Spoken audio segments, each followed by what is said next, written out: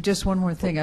We've had a couple of opportunities that, with the last couple of comments, that make sure that you sign up to be a member. You can be an individual member for as little as $25. And this is going to be a membership. This right now is a membership organization. So if you want to keep being updated, that's how you do it, because it's going to be a membership organization. Yep. Hi, my name is Lauren. Sorry. Will you allow me just to say one Sure. thing? Again, I would suggest very strongly, great question to ask, what do we do next? But be a volunteer, okay? Our organization has members, as a statewide organization, of $25 to $10,000. And so we can get a good broad perspective. The only other piece that I just want to say, I've heard a number of you talk about we need to be engaged and we need to have a set number or we need to be participant. You need to get that broad perspective, small and large, geographical, et cetera. But give these folks some time. I mean, I give them a hell of a lot of credit for coming forward to you with the idea of just moving forward before they've set their agenda. So I totally concur with what they said. Get involved. But just as important, remember, the visitor industry is so diverse. There's going to, unless you want 65 people on the board, you got to accept the fact that there's going to have to be some give and take in who participates, and you need that good broad reach. Hi, thank you. My name is Lauren, and I blog at Northwest Cheap Sleeps. I'm also the communications director for Washington Trails Association, which I guess we should now refer to as the original WTA.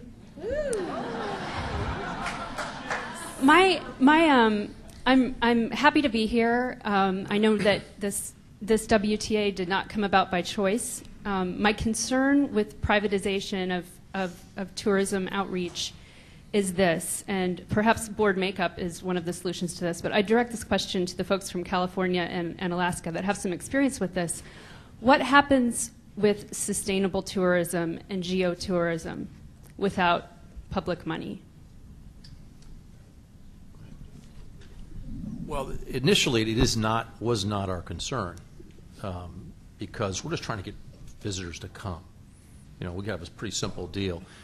However, we now have an annual sustainable tourism conference where that's put on by the CTTC, and it was in Lake Tahoe last year, and a lot of people are very interested in that, and it's a very important thing to do. And so, that it creates a forum for it, and since people wanted it, that's what they did. The CTTC only does what we want, and what we want is sustainable tourism. So they did a conference. And actually, one of the guys from Mendocino, I love this comment. So he did a whole thing about sustainable tourism. He presented, and somebody in the community said, "How do I get started? And he answered the question beautifully. He said, "Well, you just pick one of your hotels that's doing it, and start promoting them, and then all the rest of them go, wait a minute, we're doing it, and they all fall in line. You don't have to get everybody. You just have to get the one that's doing it and start promoting them, and everybody else will want to do it too." So it's really being around with smart people is what comes down, and getting these people together.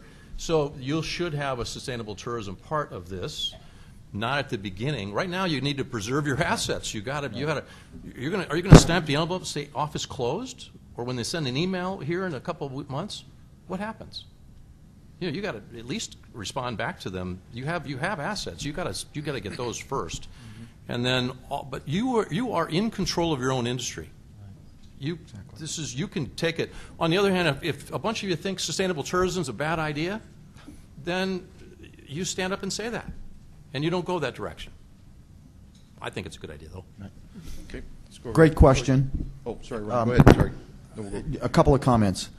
Our association on the trade side of things believes that sustainable tourism is hugely important, and the environment is very important, to the point that as an association, we've formed a planning group and addressed specific issues with respect to sustainability and the environment. And we've had folks come in and speak to our board about climate change. They worked very, very extensively with Denali National Park on I won't get into the detail, but a revised road plan as to how the visitors are going to experience Denali National Park. I'll be real candid, there is a huge discussion about how much resource do you allocate for marketing for a small but important part moving forward of environmental, eco, geotourism, whatever you want to call it. And so it's important. And I will just tell you, from Alaska, there's 3 reasons people come to Alaska. It's called mountains, glaciers, and wildlife. And at the end of the day, we need to be hugely good stewards of that, so you come to our state. So it's not like it's not important, but by the same token, there is a balance between what we might call marketing to 24 million people who might have the potential to come to Alaska and doing what's the right thing in terms of the environment. Okay, let's go over here to the right. Amy Spain, Snohomish County Tourism Bureau. Jane, you mentioned that at this point, whatever continued statewide marketing is going to be done through this organization is going to have to be membership-based, but that you're looking at other models as well. And so the question is really for Mike. In California, you've been able to have very broad-based support from a variety of sectors. Can you briefly explain how those sectors contribute, if it's an assessment, or how that works? Well, it started by a meeting like this that kept growing and expanding, and but the idea of an assessment really for us, the Non-Agricultural Commodity Board. So one of the things you got to be careful of is taxes. You don't want any more taxes. The TOT was designed initially for tourism promotion at the very beginning, but the governments think that's their money. Yeah. It's not their money. It's your money, but it's too late. That's done. You can't change that deal. So the difference, you all know the difference between an assessment and a tax.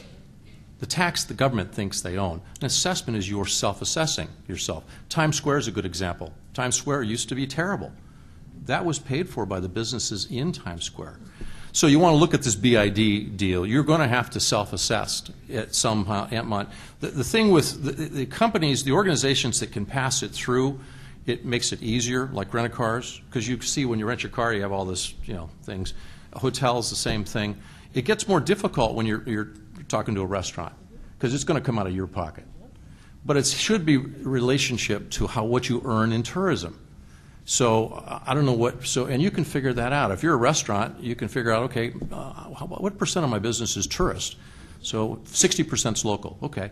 40% is tourist. What's your gross? 40% is tourists. So that, and then it's a small amount if everybody participates. In our case, it was $450 per million. We probably wouldn't have done, if we had to do it over again, we probably would have dropped the threshold to 500,000. But $1 million really was, you have to earn at least $1 million in tourism revenue. Everybody gets to figure out what percent, and there's a lot of ways to do it. You can check zip codes, whatever you want to do, but you decide what percent is tourists, and you contribute. But everybody should pay something, and so that's what we did. Does that answer your question? Is that kind of how it works? And then once you just kind of decide that that's okay, then you get a law. So you're going to get a legislator that's in our case, it was the head of the Hotel Motel Association actually helped us write the law. He was a lawyer, and then we got a legislator. The first one actually failed, and then we got a new legislator and got it passed. You'll pass a law that allows you to do this, whatever model you put together. Okay, let's go here. Hi, I'm Una Boyle with the Long Beach Peninsula Visitors Bureau, and I actually don't have a question. Our organization, the WSDMO, is already supporting you all, and what I want to do is to thank you, recognize the amount of talent that is coming to bear on this situation, whether it ends up being called a WTA or however else we reform ourselves. And I want to just compliment you on having taken the bull by the horns as quickly as we've needed you to do so. And I know that with the State Tourism Office almost ending, as it were, in June, with the fulfillment products continuing to be fulfilled until the end of the year, that there's a little bit of grace time. However, I'm very concerned that we not lose the state website, that we not lose the other fulfillment products that we have. So in that respect, I want to offer to do anything I can to help you get there so that we can keep all of that momentum going. Thank you for what you're doing. Thanks, Una.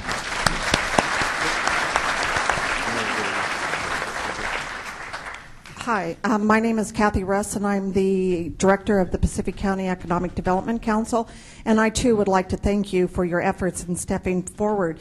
As you know, the ADOs are also facing this similar issue, and looking at this today is very hopeful in what you're creating, and I'm going to ask our WIDA representatives to consider us when they come forward. But I'd like to say that with Ron, you talked a little bit about what I would call a trade mission. and going into Santa Barbara, which is a good place to go. So I would like this committee or this WTA to keep in mind when you're talking about trade missions that you make sure that they're accessible for all of the tourism-related industries out there, that in some respect that they're able to participate in those because they are of value, and small rural areas do not always have the opportunity to participate in large, what I would call, again, the trade missions. So again, Ron, I think that's a great, great avenue, and I'm from California, so I'll go back anytime to Santa Barbara, so that's a great trade mission to head to. So it's a great job, and thank you all very much. Thank you. Yep.